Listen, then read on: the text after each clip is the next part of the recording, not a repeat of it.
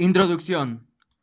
Muy buenos días. En esta ocasión se desarrollará el tema de las regiones del México prehispánico, es decir, que desglosaremos las características de Aridoamérica, Oasisamérica y de Mesoamérica, con la finalidad de poder entender el contexto que tenía cada una y cómo sus aspectos tomaban un papel principal en el desarrollo de las civilizaciones del pasado. Aridoamérica. Estas eran algunas de sus características. Poblada por grupos nómadas que se adaptaron a las zonas áridas y secas. Clima extremoso, muy caluroso en el día y muy frío en la noche. Usaban cuevas como viviendas. Se dedicaban a la caza, pesca y recolección. Destacaron en cestería, uso de arco y de flecha. Intercambiaban pieles de venado.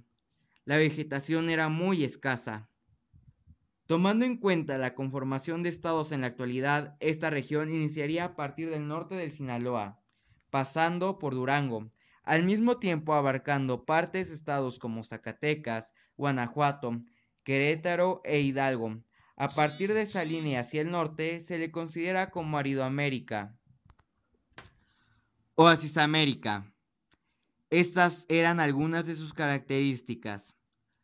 Territorio semiárido, clima caluroso y con pocas lluvias. Surgieron poblaciones sedentarias, se dedicaban a la caza y recolección, intercambiaban pieles y herramientas, practicaron agricultura en los oasis. Nuevamente, tomando en cuenta la conformación de estados en la actualidad, esta región solamente abarcaría partes de estados de Chihuahua, Sonora, Arizona y Nuevo México. Estos dos últimos ya pertenecientes a los Estados Unidos americanos. Mesoamérica. Estas son algunas de sus características. Varios tipos de clima, variedad de flora y fauna. Hay ríos, lagos, selvas y bosques. Se dedicaban a la agricultura. Su cultivo más importante era el maíz. Construcción de centros ceremoniales. Se inició el desarrollo de la escritura. Construyeron aldeas.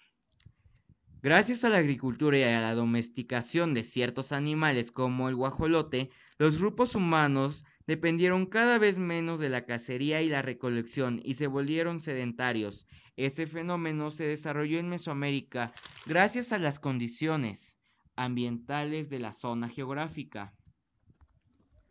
Una gran diferencia entre Mesoamérica y las anteriores es que en esta, gracias a sus condiciones ambientales, se pudieron desarrollar civilizaciones que se convertirían en parte de la historia desde el año 1200 a.C. hasta el 1521 con la caída de Tenochtitlan. Las culturas mesoamericanas más sobresalientes fueron la Olmeca, desde el 1200 a.C. hasta el 400 a.C., esta considerada como la cultura madre. La maya, de la cual se tiene registro desde la época preclásica.